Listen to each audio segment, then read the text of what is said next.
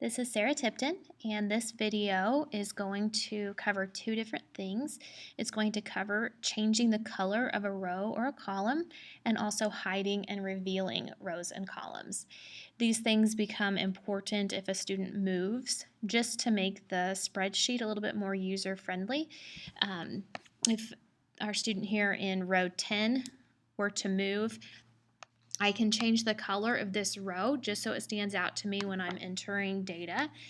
And to do that, all you do is click in the first box, hold the click and drag it all the way to the end of the row, and then come up to the paint can and choose the color that you want to change it to, something that stands out to you.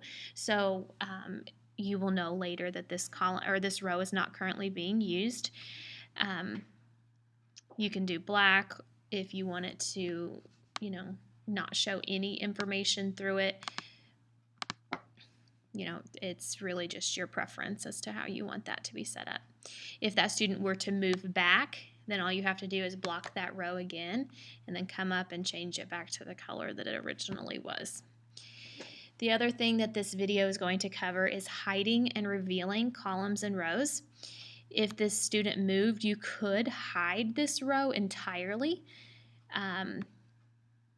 To do that, all you need to do is right click on the number 10 and then go up and click hide row, and then you're not able to see that student at all.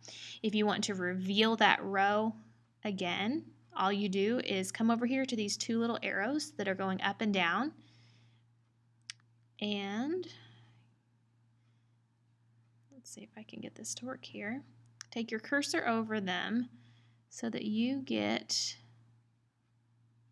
there it was. There we go. You want the arrow up and down and the boxes to show up, and then when you click on that, the row will be revealed.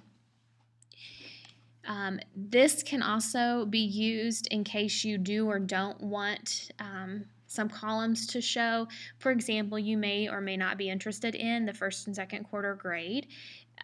So you can just hide each of those rows. So to hide it, again, you would just do a right click on the BC and then go to hide column. And then to do the BD row or column, also right click on BD and go to hide column, and then you don't see those. To show those columns again, they'll just come up when those arrows are in the boxes, then you click it and those two columns are displayed. This will be particularly useful on our high frequency words spreadsheet or worksheet because there are so many columns. If you want to see what your students' grades are going to be, you'll want to reveal those rows, but then I recommend hiding those rows before you print just to make the formatting a little bit better. Hiding those columns before you print to make the formatting a little bit better. It will make the text appear just a little bit larger in these boxes. Now, all of these things that I've shown you today, the changing the color and hiding and revealing the rows, that applies only on the worksheet that you do it on. So if I'm on this worksheet and I take this student here and indicate that he has moved, I'm going to have to do that on each of the worksheets. It doesn't carry over from one to the other. So you'll just want to make sure that you go through and make sure that all of your worksheets are the same so that doesn't cause any confusion later on down the road.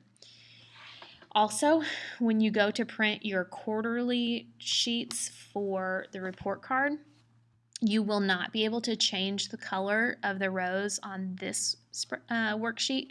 So after you print it off, what you'll want to do is just to go ahead and maybe use a marker and black out that row, since you can't do it in the spreadsheet with those worksheets being locked to where you can't edit them.